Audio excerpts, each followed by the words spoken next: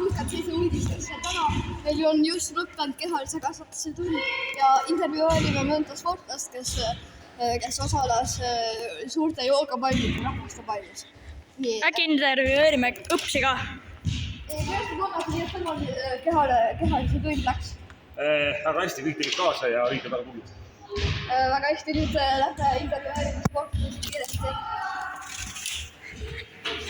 Võta mind ka!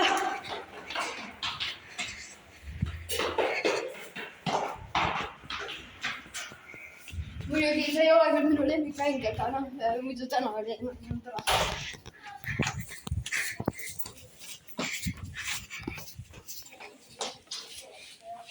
Nii, siin on meil need sportlased siis,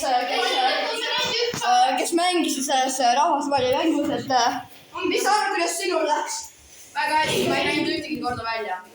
Väga tore. Kuidas teil? Mul täitsa. Okei. See on siis tänaseks praeguseks kõik. Näeme järgmine kord Kanal 67 uudistel.